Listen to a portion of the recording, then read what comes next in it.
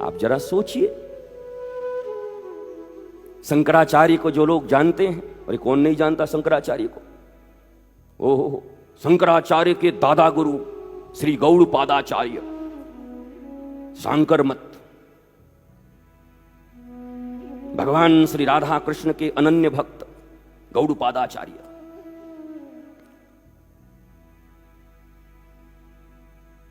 भजन करते वृंदावन में 3 बार राधा रानी पूछने जाती है और 3 बार स्वयं श्री कृष्ण पूछने जाते, बाबा भजन में कोई तकलीफ तो नहीं है? ध्यान से सुनो, 3 बार साक्षात श्री किशोरी जी जाती पूछने के लिए, बाबा भजन में कोई तकलीफ तो नहीं है, कोई सुविधा? नहीं नहीं किशोरी जी बहुत बढ़िया है, बहुत बढ़िया है।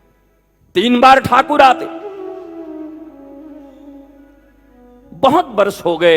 एक दिन जब किशोरी जी आई और पूछा, बाबा कोई तकलीफ तो नहीं है? तो उस दिन कह दिया गौड़पादाचार्य ने, भारी तकलीफ है, बहुत तकलीफ में हूं।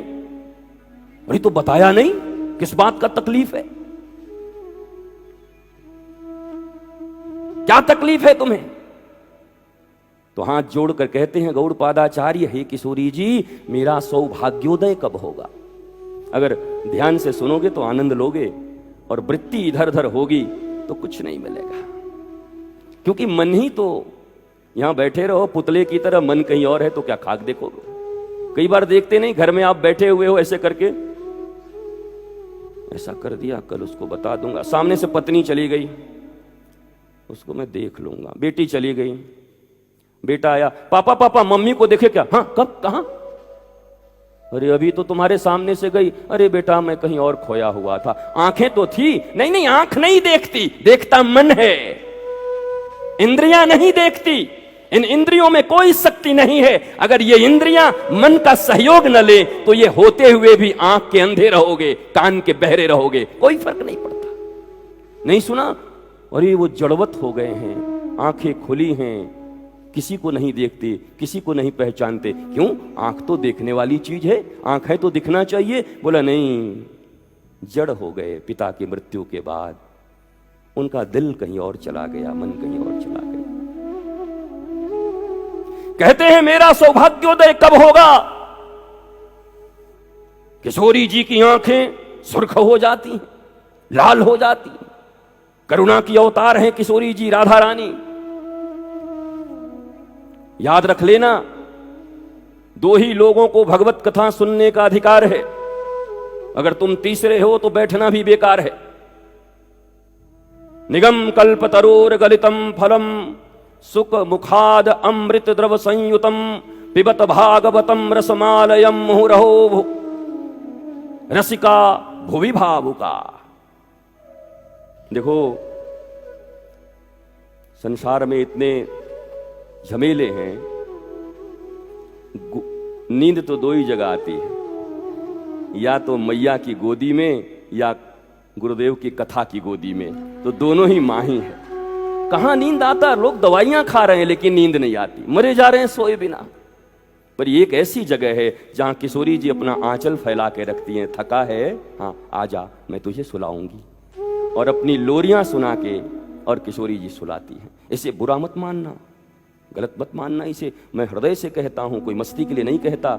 ये ऐसी जगह है जहां पायो परम विश्राम, परम विश्राम। तो हमारे डॉक्टर भी, इनको पता है गुरुदेव के चरण में बैठे हैं, किशोरी जी यहां बैठी हैं, आज जो होगा होगा देखा जाएगा। निश्चिंत होकर श्री ठाकुरानी की गोद में थोड़ी देर के लिए, हाँ आनंद है, ये मस्ती है। मुहुँ रहो रसिका भुवि भावुका। 2 ही प्रकार के लोग कथा सुनने के योग्य हैं, भागवत कहती है। पहला जो रसिक है और दूसरा जो भावुक है। इमोशन चाहिए, एक्शन नहीं, इमोशन,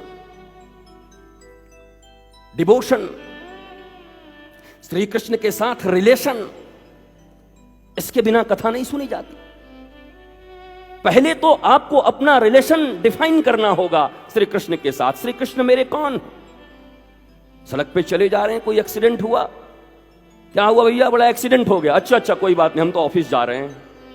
फिर एक दिन चले जा रहे थे, क्या हुआ भैया? एक्सीडेंट हुआ। कौन है? देखा तो अपना ही भाई गिरा हुआ है। अब भी तुम्हारी हस्ती है, चले जाओगे ऑफिस, चले जाओगे अपने दुकान। क्यों? एक्सीडेंट तो कल भी हुआ था, कल भी वैसे ही खून निकल रहे थे। बोला नहीं गुरुजी, उससे मेरा कोई ज्यादा रिलेशन था नहीं, ये मेरा भाई है, मेरा ब्लड का रिलेशन है इसके साथ। तुम्हारे इमोशन तब आते हैं जब जीवन में किसी के साथ रिलेशन होता है।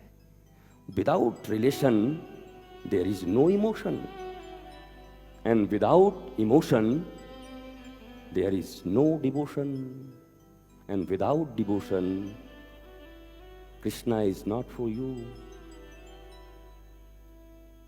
सूत्र है। तो इस दुनिया में अगर पहला कोई काम करना चाहते हो तो अपने गुरु और अपने कृष्ण के साथ अपना रिश्ता डिफाइन करो, तय करो। वो मेरे कौन है? He is mine. वो मेरे हैं, वो मेरे हैं, वो मेरे हैं।